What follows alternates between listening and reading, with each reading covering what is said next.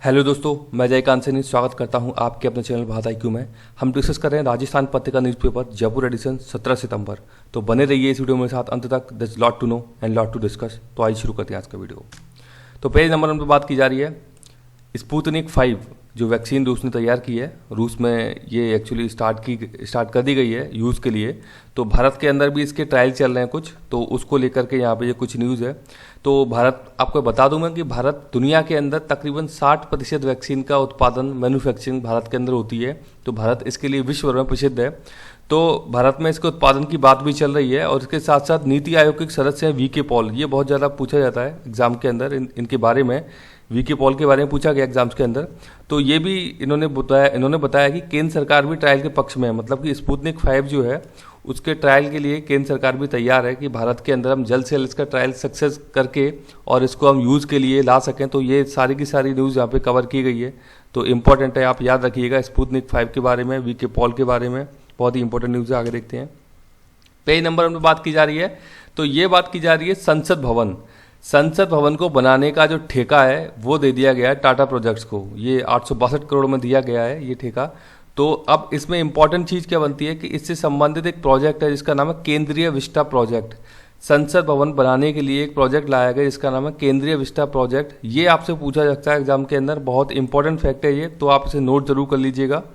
क्योंकि ये संसद भवन बनाया जा रहा है तो इसके लिए पहले ये प्रोजेक्ट एक्चुअली बनाया गया था कि किस प्रकार से इसे बनाना है, क्या इसकी लागत होगी। तो ये इंपॉर्टेंट चीज़ है। अब इसके अलावा मेरा आपसे एक क्वेश्चन है यहाँ पे, आप मेरे को ये बताइए कि संसद भवन जो है वो किन किन कंपोनेंट से मतलब संसद जो हमारी वो किन किन कंपोनेंट से मिलके बनती है, संसद के अंदर कौन कौन सम्मिलित है। समझ गए ना? मेरा क्वेश्चन है कि संसद के कंपोनेंट कौन कौन से हैं। आप मेरे को कमेंट बॉक्स में बताइए कि वो कितने हैं और क्या क्या नाम है उनके, संसद के कंपोनेंट्स के जिनसे मिलकर बनती है वो। आगे देखते हैं। पेज नंबर 1 पे बात की जा रही है, ये बात की जा रही है स्पेस रिलेटेड न्यूज़ है, बहुत ही इंपॉर्टेंट है। मैं डिटेल में समझाऊंगा, ध्यान से सुनिएगा, सारे के सारे फैक्ट आपके कवर हो जाएंगे। चंद्रयान से संबंधित है ये न्यूज़। तो सबसे पहले मैं आपको बता दूंगा चंद्रयान प्रथम जो छोड़ा गया था वो लॉन्च किया गया था 2008 में। 2008 साल में चंद्रयान प्रथम को छोड़ा गया था। इसके लिए जो व्हीकल का इस्तेमाल किया गया था उसका नाम है PSLV यानी polar satellite launching vehicle XL। तो ये आपसे पूछा जाता है किस व्हीकल का इस्तेमाल किया गया था। अब इसे छोड़ा था इसरो ने इसको मतलब लॉन्च किया था चंद्रयान प्रथम को 2008 में। कहाँ से किया था? तो Satish Dhawan space research centre Sriharikota के अंदर है। तो आपसे पूछा जा सकता है कि Satish Dhawan space research centre कहाँ पे है, किस राज्य में? तो ये आंध्र प्रदेश राज्य में है। ये भी इंपॉर्टेंट फैक्ट बन जाता है यहाँ पे। और ये एक सफल मिशन रहा था, ये इसकी लॉन्चिंग की थी, सफल रहा था चंद्रयान प्रथम। तो सबसे इंपॉर्टेंट चीज़ बन जाती है ये पूछा जा सकता है एग्जाम के अंदर। अब हम देखते हैं कि रिसेंटली एक चंद्रयान द्वितीय 2019 में लॉन्च किया था। किसने किया था? इसरो ने किया था श्रीहरिकोटा से, आंध्र प्रदेश से, Satish Dhawan space research centre से किया था। तो ये सारे के सारे सेम है यहाँ पे फैक्ट। इसमें व्हीकल का जो इस्तेमाल किया गया था उसका नाम है GSLV यानी जियो सिंक्रोनस सैटेलाइट लॉन्चिंग व्हीकल। इसका पूरा नाम है Mark 3 M1, ये इसका पूरा नाम है। तो ये भी पूछा जा सकता है आपसे कि ये जो चंद्रयान द्वितीय छोड़ा गया था वो कौन से व्हीकल का इस्तेमाल किया गया था छोड़ने के लिए। आपको पता है कि सैटेलाइट हमको स्पेस में भेजनी है तो उसके लिए कोई ना कोई व्हीकल वाहन चाहिए जिससे कि हम उसे भेज सकें। जैसे कि हमको सपोज जयपुर से मुंबई जाना है तो हमें कोई ना कोई व्हीकल का इस्तेमाल करना पड़ेगा। हमें बाई रोड जाना है तो हमें गाड़ी चाहिए, ट्रेन से जाना है तो हम रेल से जाएंगे हम, और यदि हमें हवाई यात्रा के थ्रू जाना है तो जहाज़ का इस्तेमाल करेंगे। तो इसी प्रकार से हमें सैटेलाइट ऊपर भेजनी है तो व्हीकल का इस्तेमाल होगा। तो यहाँ पे GSLV यहाँ पे PSLV का इस्तेमाल हुआ है। लेकिन चंद्रयान द्वितीय जो है ये असफल हो गया। सबसे इंपॉर्टेंट बात ये है यहाँ पे। अब चंद्रयान द्वितीय में क्या क्या इस्तेमाल हुआ? तो इसमें एक ऑर्बिटर का इस्तेमाल हुआ, इसमें एक लैंडर का इस्तेमाल हुआ। लैंडर का नाम क्या था? विक्रम। बहुत ही इंपॉर्टेंट फैक्ट है ये। रोवर था, इसमें एक रोवर का नाम है प्रज्ञान। तो ये सारे के सारे फैक्ट इंपॉर्टेंट है, नोट कर लीजिएगा आप। तो चंद्रमा जो है इसका एक दक्षिण हिस्सा है, चंद्रमा का सदर्न जो पार्ट है वहाँ पे हमने ये मिशन भेजा था चंद्रयान द्वितीय। चंद्रमा क्या है? चंद्रमा एक प्राकृतिक सैटेलाइट है अर्थ का प्राकृतिक सैटेलाइट है। हम ये चंद्रयान द्वितीय भेज रहे हैं, ये एक कृत्रिम सैटेलाइट है, राइट। मतलब कि जो हमारी अर्थ है पृथ्वी के चारों चक्कर लगाता है कौन? चंद्रमा चारों चक्कर लगाता है, तो हम उसे बोलते हैं प्राकृतिक सैटेलाइट। अब चंद्रमा के चारों चक्कर लगाने के लिए हम इस प्रकार के मिशन तैयार करके भेज रहे हैं, जैसे चंद्रयान द्वितीय फर्स्ट भेज चुके हैं। तो ये कृत्रिम सैटेलाइट हो गए जो कि वहाँ पे कुछ रिसर्च करने के लिए, जानकारी के लिए भेजे गए हैं हमारे द्वारा। तो ये यहाँ पे इम्पोर्टेंट है। अब आगे देखते हैं इसमें कुछ और चीज़ें। अब बात की जा रही है चंद्रयान तृतीय मिशन की। ये बहुत इंपॉर्टेंट है कि दूसरा मिशन हमारा फेल हो गया था, 2019 में भेजा था, तो 2021 में चंद्रयान तृतीय मिशन हम भेज रहे हैं। इसमें लैंडर जो है हमारा, लैंडर में 4 इंजन का प्रयोग हुआ, यानी कि हम हल्का कर रहे हैं लैंडर। में आपको दिखा दूं, ये है लैंडर, जिसका नाम था विक्रम। तो इसमें क्या बोल रहे हैं कि 4 इंजन, यानी कि पहले ये कॉर्नर पे एक, ये कॉर्नर पे एक, और 2 इसके अपोजिट में, ये साइड में, और एक इसके सेंटर में। मतलब कि जो हमने द्वितीय मिशन भेजा था उसमें 5 इंजन थे। तो हम क्या कर रहे हैं कि ये जो बीच वाला पार्ट है, यहाँ से हम इंजन नहीं लगाएंगे ताकि इसका वजन हल्का हो सके। तो ये इंपॉर्टेंट चीज़ है इसमें कि 4 इंजन है लैंडर के अंदर, ठीक है ना। तो यहाँ विक्रम में 5 थे, ये बताया गया है। इसमें एक और चीज़ है कि अब ऑर्बिटर का इस्तेमाल नहीं होगा इस वाले मिशन में। ये ऑर्बिटर है, तो ऑर्बिटर का इस्तेमाल क्यों नहीं होगा? क्योंकि हम 2019 में जो मिशन भेजा है उसका ऑर्बिटर ऑलरेडी यहाँ पे कक्षा में चक्कर लगा रहा है, तो उस ऑर्बिटर का हम इस्तेमाल करेंगे। तो ये भी एक इंपॉर्टेंट चीज़ आपको पता होना चाहिए, क्योंकि ये क्या है कि यहाँ पहुँचने के बाद चंद्रयान 2 का जो ऑर्बिटर है उससे ये कनेक्ट हो जाएगा। ये चंद्रयान 3 हम जो भेज रहे हैं उसके अंदर ऑर्बिटर का इस्तेमाल नहीं होगा, लेकिन ये जो मिशन हमारा ऊपर पहुंच जाएगा तो चंद्रयान 2 का जो ऑर्बिटर है उससे ये कनेक्शन कर लेगा और अपना संपर्क स्थापित कर लेगा, ताकि ये जो भी इसको जिस ऑब्जेक्ट के लिए इसे भेजा गया है वो उसे पूरा कर सके। तो ये क्या है कि ये चंद्रमा के चक्कर लगा रहा है ऑर्बिटर, में आपको बता चुका हूँ। अब मैं बता दूं कि आपको पता होना चाहिए लूनार डे क्या होता है। एक लूनार डे का मतलब होता है 14 दिन। हमारे पृथ्वी पे 14 दिन होते हैं, उसका मतलब होता है एक लूनार डे। तो हमने क्या किया, चंद्रयान द्वितीय मिशन भेजा कि उसमें ऑर्बिटर हमने भेजा था, ऑर्बिटर में से लैंडर निकला था। लैंडर, ये लैंडर का आप देख सकते हैं, ये वाला पिक्चर है। तो हमारा मिशन फेल क्यों हुआ? लैंडर को लैंडिंग करनी थी, सॉफ्ट लैंडिंग, तो लैंडर एक्चुअली सॉफ्ट लैंडिंग नहीं कर पाया, इसलिए हमारा मिशन फेल हो गया। और लैंडर जब हमारा सॉफ्ट लैंडिंग कर जाता यदि, तो हमारा ये रोवर जो है वो इस लैंडर में से बाहर निकल के आता। तो रोवर का नाम है प्रज्ञान, और ये फिर वहाँ पे कुछ स्टडीज़ करता है। ये आप देख सकते हैं, इसमें सोलर प्लेट लगी हुई हैं, तो जो कि सूर्य की रोशनी से वहाँ पे काम करती है। इसमें कोई इसमें ऐसा, इसको इलेक्ट्रिसिटी कहाँ से मिलेगी, लोगों के मन में जिज्ञासा रहती है कि इसे लाइट कहाँ से मिलेगी, ऊर्जा कहाँ से मिलेगी। तो यहाँ पर हमने सोलर पैनल लगाए हुए थे इसके ऊपर, ताकि ये यहाँ पे चल सके, अपना काम कर सके, और मतलब कि जो हमारा स्पेस सेंटर जो है भारत के अंदर, उसको सूचनाएं भेज सके ये। तो ये रोवर का काम था। तो रोवर इसके अंदर से निकला ही नहीं, क्योंकि इसकी सॉफ्ट लैंडिंग हुई नहीं हमारी, तो ये मिशन हमारा जो है फेल हो गया। तो अब 2021 में हम तृतीय मिशन लेकर के आने वाले हैं, तो ये बहुत इंपॉर्टेंट है, आपको जानना जरूरी है। तो आई होप कि इसके जरिए आपको पूरा ये मिशन समझ में आ गया होगा जब से स्टार्ट हुआ है। आगे देखते हैं। पेज नंबर में बात की जा रही है, ये बात की जा रही है हिंदू दत्तक भरण पोषण एक्ट।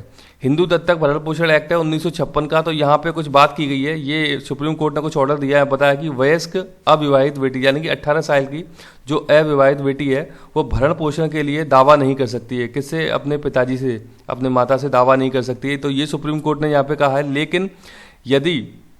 लेकिन वो दावा जब कर सकती है जब उसे ये साबित करना हो कि भरण पोषण करने में असमर्थ है। ये भी इसमें बात की गई है। मतलब जो बेटी है, जो अविवाहित बेटी है, अगर वो ये साबित कर दे कि वो असमर्थ है अपना भरण पोषण करने के लिए, तब वो दावा कर सकती है माता पिता के खिलाफ। तो ये एक्ट है, पूछा जाता है आपसे एग्जाम के अंदर।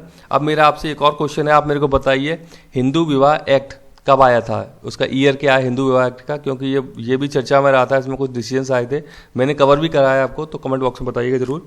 पेज नंबर 2 पे बात की जा रही है। ये बात की जा रही है हमारे राजस्थान के अंदर ऑपरेशन चालू किया है जिसका नाम है ऑपरेशन आग। तो ये क्या करेगा? राजस्थान में पुलिस हथियारों की तस्करी को रोकने के लिए ऑपरेशन लेके आई है, ऑपरेशन आग। तो आप याद रखिएगा, हथियारों की तस्करी से संबंधित है ऑपरेशन आग।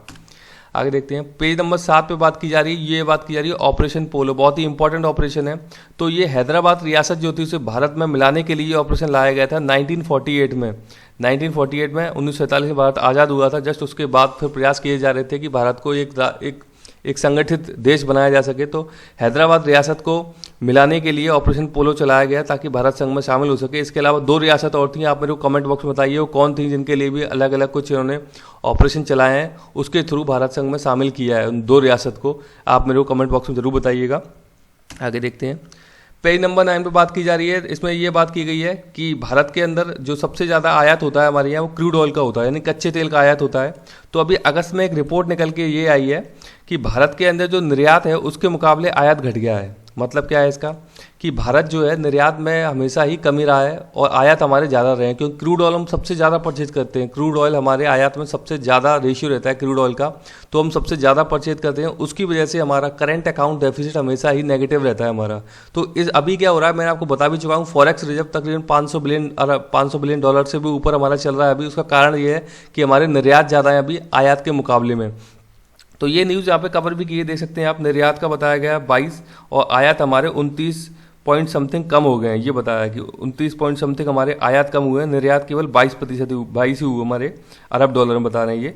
तो ये निर्यात हमारे कम हुए हैं और आयात हमारे ज़्यादा कम हो गए हैं, मतलब ये एक डिफरेंस बताया गया है जो कि पहले नहीं होता था। भारत के अंदर अमूमन यही है कि हमारे करंट अकाउंट डेफिसिट हमेशा ही नेगेटिव रहा है, मतलब मोस्टली नेगेटिव रहा है हमारा। बहुत एक आध कुछ साल हैं जहाँ पे कि पॉजिटिव रहा है। वो आपको पता होगा कि आयात निर्यात मतलब कि ट्रेड की बात चल रही है, एक देश का दूसरे देश के साथ जो ट्रेड होता है तो वहाँ पे बात चलती है। इससे संबंधित खाता होता है, बैलेंस ऑन पेमेंट अकाउंट होता है, जो कि इनको मैनेज करने के लिए बनाया जाता है भारत के अंदर, जो भी डेफिसिट हमारे होते हैं। तो ये इंपॉर्टेंट न्यूज़ है, आपको पता होना चाहिए कि हमारे निर्यात थोड़े से मतलब अभी ज़्यादा हैं, इस कोरोना काल के दौरान निर्यात हमारे ज़्यादा हैं आयात के मुकाबले। तो ये एक चीज़ है, थोड़ी समझने की जरूरत है यहाँ पे। आगे देखते हैं, पेज नंबर 9 पे बात की जा रही है। ये बात की जा रही है virtual currency. Virtual currency, digital currency इनको बोल देते हैं। तो इसके अंदर आता है एक क्रिप्टो करेंसी, बिटकॉइन आपने नाम सुना होगा। ये एक वर्चुअल करेंसी होती है, डिजिटल करेंसी बोल सकते हैं हम। इसमें एक ब्लॉकचेन तकनीक का यूज होता है। इसमें क्या होता है कि जब भी आप दो ट्रांजैक्शन किसी व्यक्ति के बीच में हो रहे तो तीसरे व्यक्ति को पता ही लगता है कि किसके बीच में हुआ है। यदि ए ने वाई को पैसा दिया है, पैसा ट्रांसफर किया है, तो सी को पता ही लगा कितना दिया है, किसको दिया है। ये होती है ब्लॉकचेन तकनीक, मतलब कि आपकी चेन को ब्लॉक कर दिया जाता है आगे, जिससे कि जान ना पाए कि किसके पास पैसा पहुंचा, किसने दिया। ये होती है ब्लॉकचेन तकनीक। तो इस तकनीक ये जो क्रिप्टो करेंसी है बिटकॉइन, इसको लाने का श्रेय जाता है सतोशी नाकामोटो, जापान के व्यक्ति हैं ये। तो इंपॉर्टेंट है, पूछा सकता है आपसे एग्जाम के अंदर। तो यहाँ पे इसको रोक लगाने के लिए, वर्चुअल करेंसी की ट्रेडिंग पर रोक लगाने के लिए कानून बनाने की बात चल रही है। ये न्यूज़ यहाँ पे कवर की गई है। तो आपको पता होना चाहिए क्रिप्टो करेंसी, बिटकॉइन, ये सारी की सारी वर्चुअल करेंसी या डिजिटल करेंसी हैं। और इससे संबंधित है, बिटकॉइन से संबंधित है सतोशी नाकामोटो, एक व्यक्ति हैं जापान के। पेज नंबर 10 में बात की जा रही है। जैसे मैं बता चुका हूँ आपको, कल परसों भी मैंने बात किया था कि जापान के पीएम बन गए नए अभी, योशिहिदे सुगा इनका नाम है। तो जापान की राजधानी टोक्यो है और यहाँ की करेंसी है येन, जो कि आपको पता होगा IMF की बास्केट है एक, उसमें शामिल है। और इसको हार्ड करेंसी भी कहा जाता है येन को, ये भी पता होना चाहिए आपको। येन को हार्ड करेंसी भी कहा जाता है। अब मैं आपको इसका मैप भी दिखाता हूँ। ये आप देख सकते हैं यहाँ पे जापान, ये जापान है। इसमें 4 मेजर आइलैंड है। ऊपर है इसमें होकेडो, इसके बाद है हॉन्शू, सबसे बड़ा द्वीप है हॉन्शू। यहाँ पे जापान की कैपिटल है टोक्यो, राइट। उसके बाद फिर आता है आपका शिकोको, यहाँ पे आता है। उसके नीचे होता है क्यूशू। तो 4 मेजर आइलैंड से बन करके ये कंट्री बनी है, जापान, होकेडो, हॉन्शू, शिकोको, क्यूशू। ये कभी कभी एग्जाम में पूछा जाता है कि आप इनको ऑर्डर में जमाइए नॉर्थ से साउथ में, ये भी आपसे पूछा जा सकता है। सी ऑफ जापान इसके ईस्ट में है जापान के, ये पूरा का पूरा पैसिफिक ओशन हो जाता है।